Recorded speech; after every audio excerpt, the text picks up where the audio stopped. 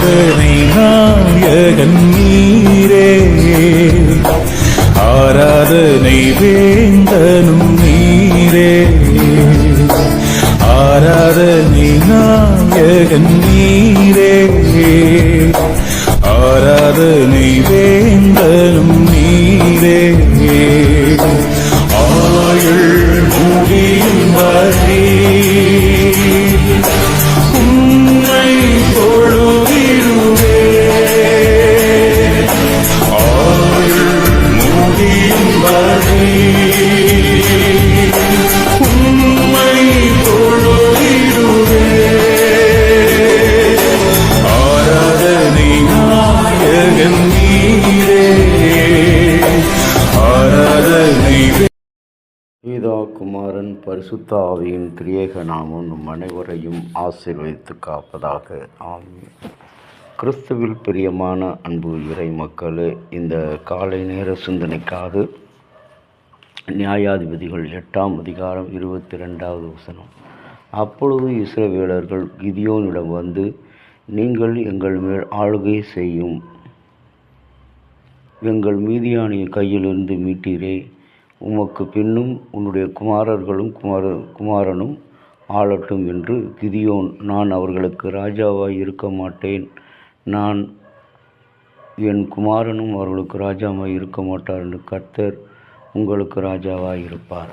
கிறிஸ்துவில் அன்பான இறை மக்களே, குழுவாக செயல்பட்ட இஸ்ரவேல் மக்களுடைய வாழ்க்கையில் மிக மிக ஒரு முக்கியமான கட்டம். தனக்கு பாதுகாப்பு வேண்டும் என்று சொல்லி கிதியோனை கடவுளுடைய பலத்தினால் உருவாக்கப்பட்ட ஒரு மனிதன் என்பதை அறிந்து கொண்டவர்களாக அவர்கள் என்ன செய்கிறார்கள்? இஸ்ரவேல் மக்கள் குழுவாக வந்து, நீர் எங்களை ஆளட்டும், ஏனென்றால் எங்களுக்கு உதவி செய்தவர் நீர், எங்களை அடிமைத்தனமாகிய மீதியானியர் கையில் இருந்து விடுவித்தவர் நீர், உங்களை அல்லாமல் ஒருவனும் எங்களை ஆளக்கூடாது, உமக்கு பின்பாக உமது குமாரர்கள் ஆள வேண்டும். அதற்கு கிதியோன் சொல்கிறான், நான் அவர்களுக்கு ராஜாவாய் இருக்க மாட்டேன். இன்றைக்கு பதவி ஆசை என்பது ஒவ்வொரு மனிதனுக்கும் நிரந்தரமானது, நிலையானது என்று நினைக்கிறார்கள்.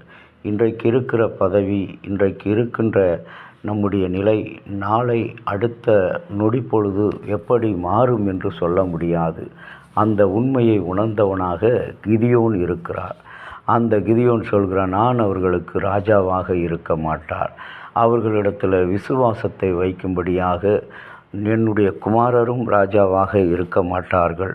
விண்வெளி வீரர் பக்கி கூறுகையிலே இணைந்து செயல்படுவதால் திறமையானவர்கள் கொண்ட குழு எப்பேற்பட்ட சவாலையும் திறம்பட சந்திக்க முடியும் என்கிறார். இந்த விண்வெளி வீரர் விண்வெளியிலே பயணம் செய்யும்போது பல சவால்களை எதிர்கொண்டார்கள். பலவீனமான எலும்புகள், சேதமடையும் செல்கள், விண்வெளி கப்பல்கள் செயலிழக்கப்பட்ட ஆகிலும் முக்கியமான குழுவாக செயல்பட்டதால் இருக்கும் சவால்கள் எப்பொழுதுமே அந்த குழுவில் ஒரு குழுவாகத்தான் செல்வார்கள். வித்தியாசமான ஆபத்தான சூழல்களில் ஒரு வெற்றிகரமான குழுவை பராமரிக்க சிறந்த பயிற்சி தேவை என்பதை விண்வெளி வீரர்கள் தங்களை பற்றியும் சுற்றி உள்ளவர்களுடனான தொடர்பை பற்றியும் அறிந்து செயல்பட அதிகமாக இருந்தது. கர்த்தர் நம் அனைவரையும் இணைந்து செயல்பட அழைக்கிறார். குடும்பத்தில் உள்ளவர்களானாலும் இணைந்து செயல்பட. இங்கே கிதியோனை அழைக்கின்ற இஸ்ரவேல் மக்கள், அவர்களுக்கு அவன் சொன்ன பதில் என்னவென்று சொன்னால், நாம் அறிந்திருக்கிறோம், நான் உங்களுக்கு ராஜாவாய் இருக்க மாட்டேன், என்னுடைய குமாரர்களும் இருக்க மாட்டார்கள். இந்த பதவி ஆசையை துறந்த மனிதன், நான் தொடர்ந்து இந்த ஓராண்டு நான் தலைமை பொறுப்பில் இருந்து விட்டேன், அடுத்த ஓராண்டு அடுத்தவர் இருக்க வேண்டும் என்று விட்டு கொடுக்கின்ற மனப்பான்மை. ஆனால் ராஜா என்பது, தலைவர் என்பது ஆண்டவராகிய கடவுள் ஒருவர் மாத்திரமே இஸ்ரவேல் மக்களுக்கு தலைவர் என்பதை கிதியோன் உணர்ந்த ஒரு மனிதனாக அவர்களை வழிநடத்தும் போது பல இன்னல்கள், இடையூறுகளை அவர்கள் சந்தித்த போது உணவு பஞ்சம் வந்தது, அவர்கள் உயிருக்கு பஞ்சம் வந்தது, அச்சம் பிடித்தது, வறுமையும் வேதனையும் இடையூறுகளும் துரத்தி கொண்டே அவர்களை இருந்தது. அத்துணை நிலையிலும் சந்தித்த ஒரு மனிதனாக உங்களுக்கு ராஜாவாக நான் இருக்க மாட்டேன், கர்த்தர் தான் உங்கள் ராஜா என்று சொல்லி இஸ்ரவேல் மக்களுக்கு வைக்கிறார். இன்றைக்கு என்னுடைய வாழ்க்கையை எடுத்துக்கொண்டால் என்னுடைய அறிவு, ஆற்றல், திறமை, பதவி, பொறுப்பு, ஊழியம் எல்லாவற்றிலும் எனக்கு தலைவர் என் இயேசு ஒருவர்தான். யார் என்ன சொன்னாலும், என்னை பற்றி என்ன குறை கூறினாலும், என்னுடைய மனதின்படி கடவுள் கொடுத்த சித்தத்தின்படி நான் ஒவ்வொன்றையும் செய்கின்ற வேளையில் யாருக்கும் எந்த ஒரு கஷ்டமும் கொடுக்கக்கூடாது, யாருக்கும் எந்த ஒரு துன்பமும் இழைக்கக்கூடாது. ஏனென்றால் இன்றைக்கு நம்மோடு இருக்கிறவர்களே நமக்கு எதிரியாக இருக்கின்ற சூழல். நல்லது செய்வது போன்று அவர் தீய காரியங்களை நமக்கு தொடர்ந்து உருவாக்கி கொண்டிருக்கிறார்கள். செயல்படவில்லை, உருவாக்கி கொண்டிருக்கிறார்.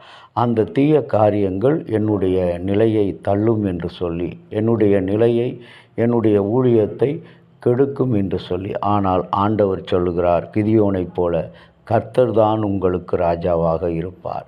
இன்றைக்கு எனக்கு என்னுடைய ஊழியத்தில், என்னுடைய பதவியில், குடும்பத்தில், எல்லா நிலையிலும், திருச்சபையிலும் சரி, எனக்கு ராஜா என் கடவுள், எனக்கு எஜமானன் என் ஆண்டவராகிய கடவுள், என்னுடைய வழிகாட்டி என்னுடைய ஆண்டவராகிய கடவுள், என்னுடைய தகப்பன் ஆண்டவராகிய கடவுள், என்னுடைய சகோதரன் ஆண்டவராகிய கடவுள், என்னுடைய சகோதரி ஆண்டவராகிய கடவுள் என்ற நம்பிக்கையோடு நான் இந்நாள் வரை நடந்த காரணத்தினால்தான் ஆண்டவரோடு நெருங்கிய தொடர்பில் ஒவ்வொரு நாளும் நான் பாதுகாக்கப்படுகிறேன். கர்த்தரை ராஜாவாக, ஆசானாக, வழிகாட்டியாக கொண்டிருக்கிறேன். என் குடும்பத்தை அவர் நடத்தி வருகிறார். ஆகவே இன்றைக்கு நம் அனைவருக்கும் ராஜா. அருமையான கேட்டுக்கொண்டிருக்கிற கர்த்தருடைய பிள்ளையே, உங்கள் அனைவருக்கும் மனிதர்கள் ராஜாவாக இருக்க முடியாது, எஜமானர்களாக இருக்க முடியாது. கர்த்தர் தான் உங்களுக்கு ராஜாவாக இருப்பார். ஆகவே அவர் உங்களை நித்திய வெளிச்சத்தில் நடத்துவார். இந்த நம்பிக்கையோடு இந்த நாளை தொடருவோம். கர்த்தர் நம்மோடு கூட இருந்து நிறைவை தருவாராக. ஆமேன். பாடுகளின் மத்தியிலே பயணிக்கிற எங்கள் வாழ்க்கையில் எங்களுக்கு தலைவர் யார், ராஜா யார் என்பதை அறியாதவர்களாக இருந்த இஸ்ரவேல் மக்களுக்கு கிதியோன் வழியாக நீர் சொன்ன ஒரு நல்ல அருமையான ஒரு வழிகாட்டி கர்த்தர் தான் உங்கள் ராஜா. இன்றைக்கு அந்த வகையில் நாங்களும் உம்மை ராஜாவாக பின்பற்றி நடக்க, உம்முடைய ஆளுகையின் கீழ் வளர, வாழ, தொடர்ந்து பயணிக்க, உம்முடைய விசுவாசத்தின் பிடிப்பில் நாங்கள் தொடர்ந்து ஜீவிக்க நீர் எங்களுக்கு அருள்தாரும். இறைமகனும் மீட்பரும் இரட்சகரும் ஆகிய இயேசுவின்